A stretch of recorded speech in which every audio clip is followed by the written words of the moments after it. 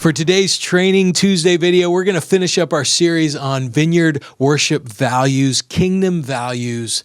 In this season, we've come up with 4 words that all start with H for this season. It's been different over the years, and in different regions, different people have said different words. We've heard words like intimacy associated with Vineyard and Vineyard values, but these are the 4 things that we've kind of settled into, and our good friend Casey is going to walk us through number 4, which is a Vineyard worship leader, a kingdom-minded worship leader is home. They are family. They are connected, and relationally, it just doesn't happen without this greater thing. So talk us through, Casey, this idea that a Vineyard worship leader, kingdom-minded worship leader is home, is family. That's right. Well, one of the first things that comes to mind is we've already touched on this a little bit in some of the other values, is that we're part of a community, that we're not just, we're not kind of out on our own, doing our own thing. We're known. That might be another thing about being home. We're actually, people know us. People can speak into our lives. That's uncomfortable sometimes, but that's the blessing and the curse of family and being known. One of my favorite ways to think about this value is that Vineyard worship leaders, kingdom worship leaders, are farm to table. It's my favorite sort of food. It's my favorite sort of like beer and wine is the idea of things that come from a place. There's a wine word, we're vineyard people. There's a wine word called terroir, that's the soil that the specific vineyard and the specific soil, and sometimes even the weather that those grapes grew up in, and it bears the marks of coming up in that environment. So,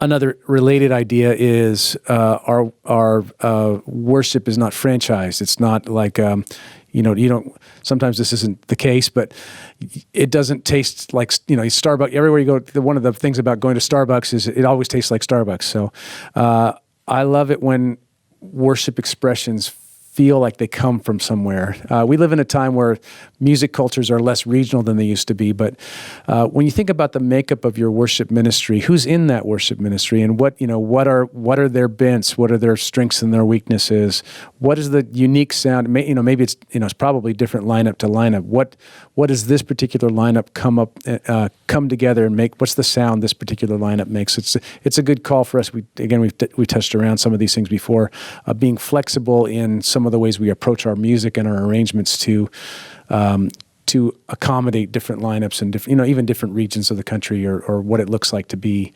from a certain house or from a certain family or church home. Another thing, whether we're writing songs or we're not, that we have the duty, privilege, honor, holy responsibility is we have the awesome responsibility of putting words in people's mouths that they say back to God. That's very scary. So, we live in a day when there's so much music out there. So, we don't have to play all the same songs everybody's playing. It's fine if you do play the big songs of the church. I think it's good to touch base in some of those things, so we're not. We can kind of play nice with other communities and have a common song. But again, when we think about the pastoral call of the worship leader and knowing the people that we're leading, choosing the songs to speak to the moment that maybe your church is. Maybe there's a bunch of babies being born. Of course, we haven't been meeting, so COVID. There's a lot, so there's some commonalities with large overlays like COVID. Maybe there's been a significant a death in the church of a beloved member of the church, so the church is grieving at some level. Again, there are these moments of local or regional or national crisis, where we have to pastor the moments well.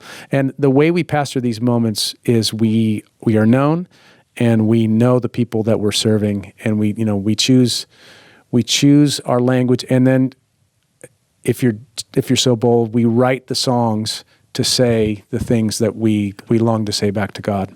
Yeah, so I'm thinking practically within our local context, as a worship leader, recognizing that in the context of where you're serving, you're in a church, you're in a zip code, you're in a family of local believers in your local church that does things a certain way, looks a certain way, has a language, and that's a beautiful thing to not immediately have to jump to a global church just yet, but to enjoy your local community, the farm that you're on, right? And then thinking in a larger context around the world as we lead worship, we say, hey, we join with all believers as we sing, blah, blah, blah. We join with many believers around the world as they read the Lord's Prayer today. That's right. So as worship leaders, we are connecting our church to a global church that is worshiping, but also to a historic church. We are the family of God. We have been the family of God, and the story of God has been happening and transpiring throughout time, and we are on that timeline doing our thing, playing our songs, and with our band that day, we're a part of that greater story, the family of God. And in the Vineyard, this beautiful thing that we have, 600 churches in the States and around the world. There's thousands of little congregations that are meeting in the Himalayan mountains and in New Zealand and in Japan. There's all sorts of Vineyard contexts that we're not alone, that we share songs, we share experience, and hopefully a lot of these values that we've talked about. Right. And that's a flag in the ground for, the Vineyard historically and continuing to today has been a very vibrant creative community, writing songs that speak from our particular vantage point. And so, and I, just from my own experience, and then just overlaying the idea that when we lead songs or when we write songs, many times God works things out in our own lives that He as a forerunner for our local churches, or sometimes for the whole movement. So that's a plug in for singing some family songs, Vineyard songs. Obviously, they don't need to make up 100% of our lists. I think it's great for us to sing the big songs of the church.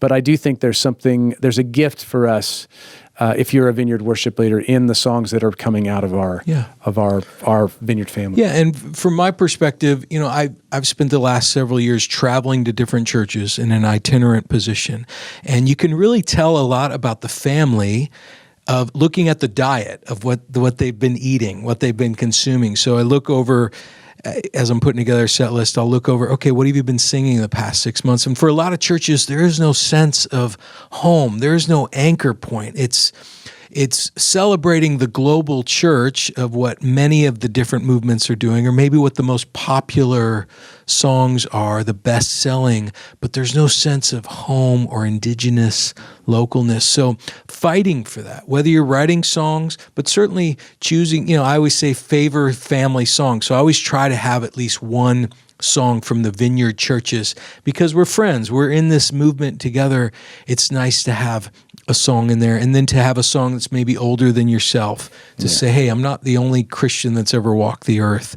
And just thinking more globally and with family, in that way.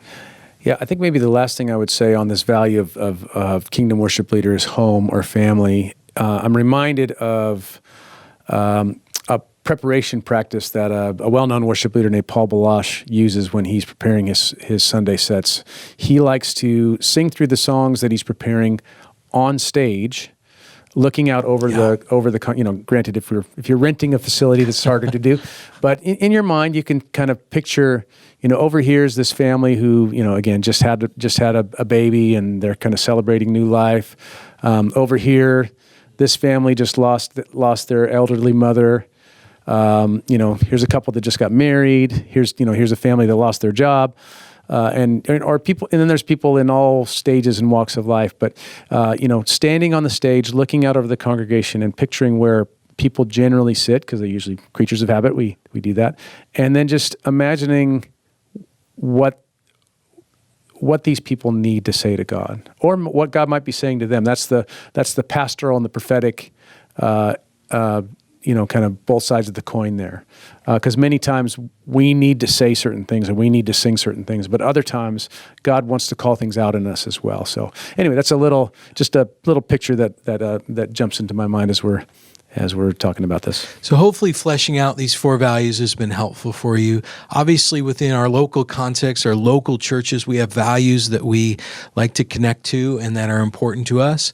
These are just things as kingdom-minded Vineyard people we are trying to lean into and encourage you to investigate and to find out where you're strong, where you're weak, and have those discussions within your local context. So from Casey and myself, awesome. We're so thankful you joined us for these Training Tuesday videos. Take care.